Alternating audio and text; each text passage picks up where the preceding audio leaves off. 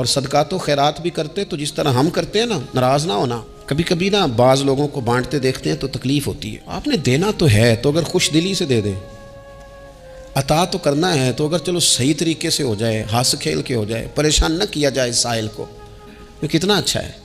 उन सूफिया का भी हमने तज़किरा किताबों में पढ़ा है जो कहा करते थे अगर रब ने दरवाजे पे किसी को भेजा है तो इसका मतलब है अल्लाह राज़ी है। लेकिन हमारा लहजा इतना सख्त होता है। हज़रत अब्दुल्ला इब्न उमर एक ऊँटनी पे बैठे थे, ऊँटनी बड़ी प्यारी लगी, बड़ी खूबसूरत थी, बड़ी बेहतरीन थी, बड़ी साफ़ सुथरी थी। तो 2-3 दफ़ा अपने ग़ुलाम से कहा यार बड़ी प्यारी है, बड़ी खूबसूरत है, देखो इसका चलने का अंदाज कितना निराला है। आजकल भी ड्राइवर गाड़ी चलाते हैं तो कहते हैं बड़ी हल्की फुल्की है जी, ब्रेकें भी बड़ी ठीक हैं जी इसकी, फलां मामला भी इसका बड़ा सही है। वो इतनी पसंद आई ऊँटनी तो ऊँटनी से उतरते ही फ़ौरन कहने लगे इसको निशान लगा के कुर्बानी के जानवरों में छोड़ दो, ये ज़्यादा प्यारी है, इसे रब के रास्ते में खैरात करेंगे। हज्जाज बिन यूसुफ जब हुक्मरान बना ना तो बड़ा जालिम था। उसको ये बात अच्छी नहीं लगती थी कि हर वक्त लोग हज़रत अब्दुल्ला इब्न उमर के पीछे घूमे। बादशाहों का ख्याल होता है ना, बादशाह हम मैं तो प्रोटोकॉल कोई और लेके जा रहा है। उसने एक दफ़ा जुमा पढ़ाते पढ़ाते माज़ अल्लाह हज़रत अब्दुल्ला बिन ज़ुबैर रदी अल्लाह तआला अन्हु के ख़िलाफ़ कोई बात की तो हज़रत अब्दुल्ला इब्न उमर अगरचे बड़े सुलह जो थे, सुलह पसंद थे, लेकिन अगर हक़ की बात होती और इस तरह से होती कि कोई बड़ी गलत बात करता तो फिर टोकने में भी बड़ी जुर्रत का मुज़ाहरा करते। एक दफ़ा अहले कूफा ने आपसे मसला पूछा ना, चूँकि आप मुफ्ती थे, लोग मसले पूछते थे, उन्होंने पूछा हज़रत अब्दुल्ला इब्न उमर से कि मक्खी और मच्छर का खून लग जाए तो उसका क्या मसला है, कपड़े नापाक तो नहीं होते? तो सवाल का जवाब देना चाहिए था ना, होते हैं कि नहीं होते। तो फरमाने लगे हुसैन इब्न अली का खून बहा के अब मक्खियों के खून के मसले पूछने शुरू कर दिए। अब तुम्हें ये वाला खून नजर आने लगा है? हुजूर की औलाद पाक को शहीद करके अब इन मसलों में आए हो? मैं ख्याल नहीं आता तुम्हारे दिलों में घुटन है हुजूर की औलाद के लिए और दीन के मसले पूछते हो? जाओ पहले कुशादगी पैदा करो, तेरी नस्ल पाक में है बच्चा बच्चा नूर का, तू है ऐने नूर, तेरा सब घराना नूर का, पहले कुशादगी लाओ हुजूर की औलाद पाक के लिए, फिर मसाइल पूछना। हज्जाज बिन यूसुफ ने कोई बात कर दी, आपने टोक दिया तो फिर हज्जाज ने साजिश की। ओहो, अल्लाह वालों के खिलाफ जो साजिशें बड़ी गहरी होती, बड़ी सख्त होती, बड़े जाल बुने जाते हैं, बड़ा हसद किया जाता है, बड़ी तकलीफ दी जाती है। अल्लाह कुरान में कहते हैं महबूब ये लोग तुझसे हसद करते हैं, हसदम मिन इंदी अनफुसिहिम, इनके दिलों में तेरे लिए हसद है, हसद करते हैं लोग, दूर तक निकल जाते हैं हासिदीन। हज्जाज ने क्या किया, उसने एक शख्स से कहा कि जहर वाला खंजर तैयार करो, जहर में बुझा हुआ हो, और चूंकि हज के मौके पे बड़ा रश होता है लिहाजा हज के मौके पे ले जाना। हजरत अब्दुल्ला इब्न उमर जब तुम्हारे पास से गुजरे, बादशाह मैं हूँ, लोग इनके पीछे, जब वो तुम्हारे पास से गुजरे तो उनके पैर में चबो देना। जब लोगों ने ऐसे आली मर्तबत लोगों को नहीं बख्शा, इतने बड़े लोग महफूज नहीं रहे तो हमा चुमा किस खाते में, आज किस बात का शिकवा करना। हजरत अब्दुल्ला इब्न उमर उसके पास से गुजरे तो उसने पैर में चबो दिया, जहर आपके जिस्म में फैला। जब शदीद बीमार हुए तो हज्जाज तीमारदारी करने चला गया। ये देखो दोस्ती कातिल से भी मकतूल से याराना भी। खुद चला गया और जाके कहने लगा जी अगर मुझे पता चल जाए ना आपको किसने ये ज़ख्म दिया है तो मैं सख्त इंतकाम लूँगा। तो अब्दुल्ला इब्न उमर ने भी बड़ा मंतकी जवाब दिया, फरमाने लगे मुझे उसी ने ज़ख्म दिया है जिसने हज के मौके पर किसी को खंजर लाने का मशवरा दिया था, उसी ने मुझे ज़ख्म दिया है। गोया फरमाने लगे जालिम तू खुद ही ये काम करता है और खुद ही तू तीमारदारियाँ करता है। हज़रत अब्दुल्ला इब्न उमर शहीद हो गए। मक्का मुकरमा में आपका मज़ार बना दिया गया। तकरीबन 1500 के लगभग 1600 के लगभग आपसे अहादीस मरवी है। ज़िंदगी हसीन गुजारी, हुजूर की खुशबुएँ हर वक्त आती रही। हज़रत आयशा सिद्दीक़, हज़रत हुज़ैफ़ा, हज़रत जाबिर बिन अब्दुल्ला, ये तीनों जलील क़द्र लोग कहा करते थे हुजूर के बाद ज़माने की तब्दीली से बड़े लोग तब्दील हुए, लेकिन जो लोग हुजूर के तरीक़ों पर पूरी तरह कायम रहे उनमें बड़ा नाम हज़रत अब्दुल्ला इब्न उमर का है।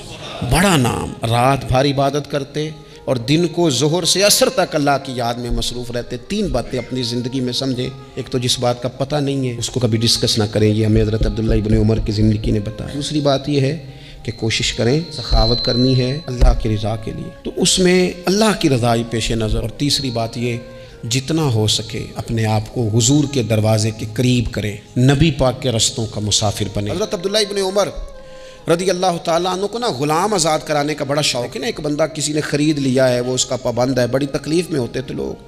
ग़ुलाम 1000 से ज़्यादा ग़ुलाम आपने आज़ाद कराए तो आप जब ग़ुलाम ख़रीदते थे ना तो नज़र करते थे जो ग़ुलाम ज़रा ज़्यादा नमाज़ें पढ़ता उसे आज़ाद कर देते। तो ग़ुलामों ने इस तरह किया, उन्हें पता चल गया, उन्होंने भी ना लंबी लंबी नमाज़ें शुरू कर दी। तो हज़रत अब्दुल्ला इब्न उमर को पता चलता, आज़ाद कर देते। एक दिन आपके बेटे कहने लगे हुजूर ये आपको धोखा देते हैं, लंबी लंबी नमाजें पढ़ते हैं, आप आज़ाद कर देते हैं, बाद में पता नहीं 5 भी पूरी पढ़ते हैं कि नहीं। तो हज़रत अब्दुल्लाह इब्न उमर कहने लगे पुत्र तेरा क्या ख्याल है, मुझे नहीं पता। कहा हुजूर पता है। फरमाने लगे ये मुझे रब के नाम पर धोखा देना चाहते हैं, जो रब के नाम पर धोखा दे रोज़ दे, मैं रोज़ धोखा खाने को तैयार। दूसरी बात ये थी हज़रत अब्दुल्लाह इब्न उमर में कि नबी पाक से मोहब्बत कूट कूट के भरी हुई थी। हुजूर का जिक्र आता तो रो पड़ते, उन जगहों पे जाके ढूंढ ढूंढ के बैठते जहां नबी पाक ने वक्त गुजारा है। एक दरख्त का पता चला कि यहाँ हुजूर थोड़ी देर आराम फरमा हुए थे, उन्होंने देखा था या उन्हें मालूमात हुई, तो हमेशा उस दरख्त को पानी देते, उसका ख्याल करते, कहते ये दरख्त हमेशा तरोताज़ा रहे, यहाँ मेरे नबी पाक ने थोड़ा वक्त गुजारा है।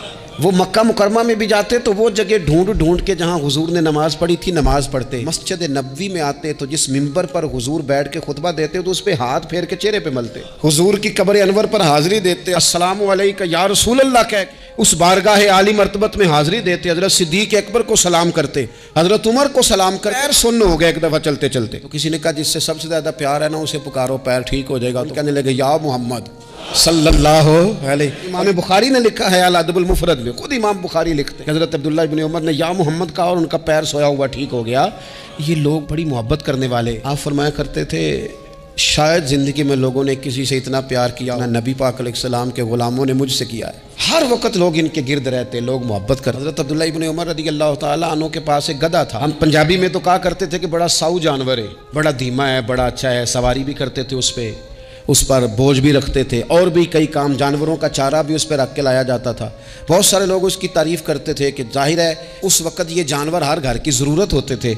लोगों ने बड़ी तारीफ़ की का जनाब ये गधा बड़ा अच्छा है, बड़ा उम्दा है। बाज़ चीज़ें ऐसी होती हैं जिनसे दिल लग जाता है। कुछ नौजवानों ने घरों में बिल्ली रखी होती है, घोड़ा रखा होता है, जानवर रखे होते हैं, उनकी पूरी तवज्जो इन्हिमाक। हम देखते थे देहातों में कि बुजुर्ग अगर कहीं चले जाते थे तो सफ़र पे तो वहाँ से भी पैगाम भेजते थे कि गाय को चारा डाला कि नहीं, भैंस को निकाला कि नहीं, तुमने बाड़े से धूप छाँव का ख्याल किया कि नहीं। वो चीज़ ज़हन में आ जाती थी। हज़रत अब्दुल्लाह इब्न उमर रज़ी अल्लाह तआला अन्हु वो गधा चूँकि बड़ा प्यारा था, बड़ा अच्छा जानवर था और बड़े काम करता था, बहुत सारे मामलात घर के और खेती बाड़ी के उसके ज़िम्मे थे, तो घर वाले भी कहते कि इस जानवर की वजह से बड़ी खैर है, बड़े काम हो जाते हैं। आपका भी ख्याल था। हज़रत अब्दुल्लाह इब्न उमर एक दिन घोड़े से नीचे उतरे या उस गधे से नीचे उतरे तो खादिम को बुला के कहने लगे इसे ले जाओ और बेच के पैसे अल्लाह के रास्ते में खैरात कर दो। अब वो खादिम का भी उससे दिल लग गया था, जानवर घर में होता है, दिलचस्पी हो जाती है। कहने लगा हुजूर वो सारा मोहल्ला तो इसकी तारीफ़ करता है, सारे ख़ानदान वाले तो इस जानवर से दिलचस्पी रखते हैं और आप बेच रहे हैं। आप फरमाने लगे जिस तरह सब का दिल इसकी तरफ है ना कि अच्छा जानवर है, मेरा भी हो गया, लेकिन मैं अपने दिल को सिवाय रब और रसूल के किसी और तरफ होता देख नहीं सकता। आज़म बला से अपनी वो हस्ती ही क्यों ना हो, आज़म बला से अपनी वो हस्ती ही क्यों ना हो, जो चीज़ उसकी राह में हायल हो फूंक दो, जला दो ऐसी सारी चीज़ें जो उनके रास्ते में आती है। पर मैं इसकी तरफ तवज्जो होने लगी है, लिहाजा मैं इसे अब रख सकता। मिजाज था, तबीयत थी, तरीका इस तरह का था कि वो।